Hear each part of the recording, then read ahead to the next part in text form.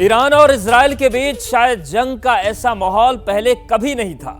Europe तक के देश मान रहे हैं कि इस बार कुछ बहुत बड़ा होने वाला है और अगर ईरान ने अपने मन मुताबिक कोई फैसला कर लिया तो फिर तबाही का दरवाजा खुलेगा और बहुत तबाही की आशंका बढ़ जाएगी।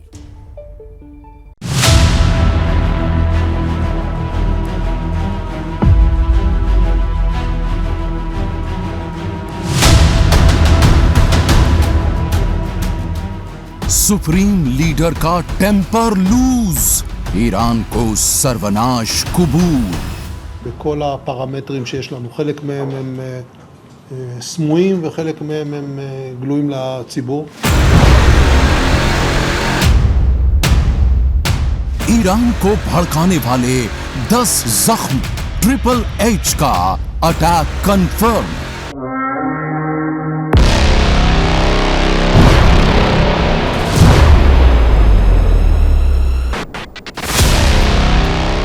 बातचीत का आखिरी रास्ता बंद, कुछ घंटे बाद ऐलाने जंग। زي عادتها ما بتعطي صادق انذار، ما بتعطي انذار، بتضرب، مش فارقه عندها اطفال। तैयार है महाविनाशक दस्ते, महाजंग इसी हफ्ते। ईरान और इजराइल के सुपर टेंशन के बीच अमेरिका का सबसे ताजा बयान चौंकाने वाला है। अमेरिका ने कहा है कि ईरान अगर प्रतिशोध लेगा और इजराइल पर अटैक करेगा तो इससे किसी का भला नहीं होगा। सवाल है कि आखिर सुपर पावर बैकफुट पर क्यों लग रहा है।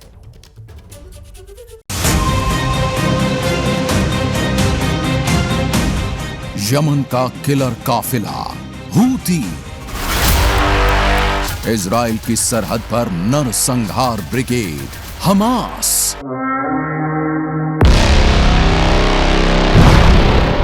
और इन सबसे खतरनाक लेबनान का हिजबुल्लाह। इजराइल के खिलाफ ट्रिपल एच का लश्कर तैयार है। इंतजार है तो सिर्फ सुप्रीम लीडर के ऑर्डर का। अमेरिका और इजराइल की खुफिया एजेंसियों को कंफर्म इनपुट मिला है कि ये महाजंग का हफ्ता है, यानी इसी हफ्ते कर सकता है ईरान महाजंग का ऐलान।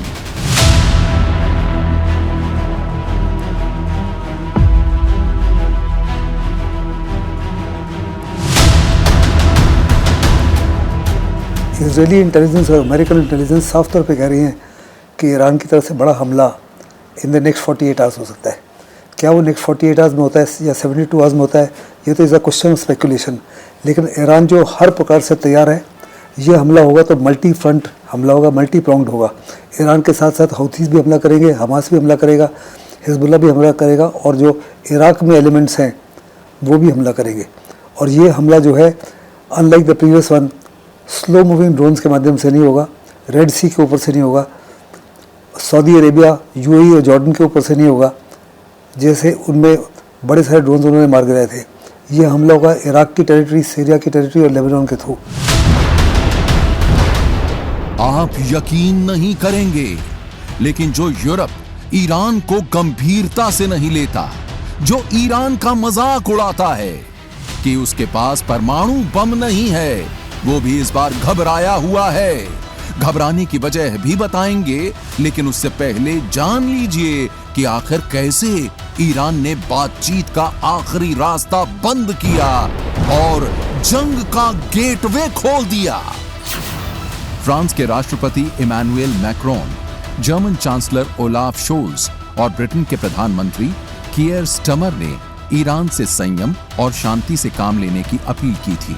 अपील न मानने पर प्रतिबंध कठोर करने का इशारा भी किया था, लेकिन ईरान के सुप्रीम लीडर ने यूरोप के 3 सबसे शक्तिशाली नेताओं की अपील ठुकरा दी और कहा है कि इंतकाम हर हाल में लिया जाएगा।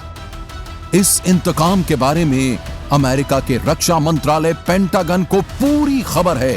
तभी तो जुलाई में ही अमेरिका ने परमाणु हमला करने वाली पनडुब्बी यूएसएस जॉर्जिया को भूमध्य सागर में भेज दिया था। रविवार की शाम अमेरिकी रक्षा मंत्री लॉर्ड ऑस्टिन ने इजराइल के रक्षा मंत्री या वो गैलेंट से बातचीत की। इस बातचीत के बाद एक परमाणु पनडुब्बी तेजी से मिडिल ईस्ट की तरफ बढ़ने लगी और उसके कुछ ही देर बाद aircraft carrier group Abraham Lincoln भी मिडिल ईस्ट की ओर बढ़ चला।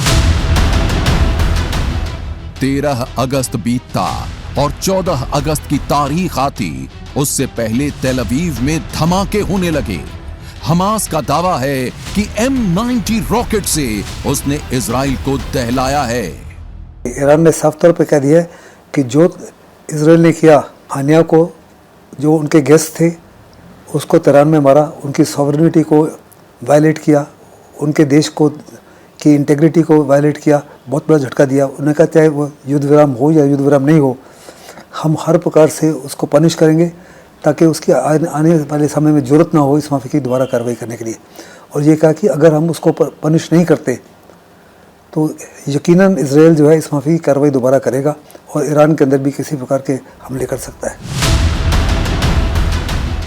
लेकिन जिन्हें लग रहा है कि जंग में ईरान का पलड़ा हल्का है और ट्रिपल एच भी इजराइल और अमेरिका को चैलेंज नहीं कर पाएंगे, उनके लिए एक और वर्ल्ड ब्रेकिंग न्यूज है।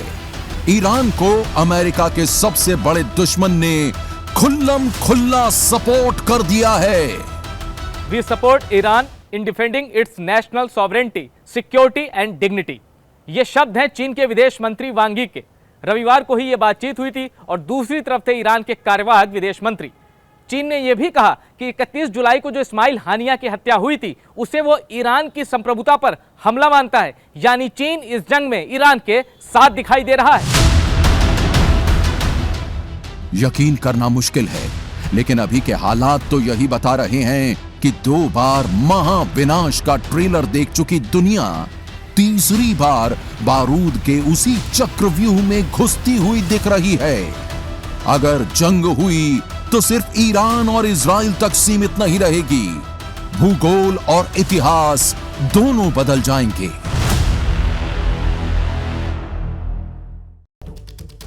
तो नई जंग की आशंकाओं के बीच बड़ी खबर आ रही है। ईरान के साथ इजराइल के तनाव के बीच बड़ी खबर है अमेरिका से। अमेरिका ने इजराइल को करीब $19 बिलियन के हथियार बेचने की मंजूरी देने का फैसला लिया है। हथियार सौदे में इजराइल को 50 F-15 लड़ाकू जेट, 32,000 से अधिक टैंक राउंड और 50,000 मोर्टार राउंड देने का समझौता हुआ है। तो ये तस्वीर और ये खबर भी बताती है कि कितने बड़े पैमाने पर युद्ध की तैयारियां चल रही हैं। एक तरफ ईरान की तरफ से तैयारियों का जो सिलसिला है वो दिख रहा है, वहीं बड़ी खबर यह है कि अमेरिका ने इजराइल को करीब $19 बिलियन के हथियार बेचने के मंजूरी देने का फैसला लिया है। हथियार सौदे में इजराइल को 50 F-15 लड़ाकू जेट मिलेंगे, 32,000 से अधिक टैंक राउंड और 50,000 मोर्टार राउंड देने का समझौता हुआ है।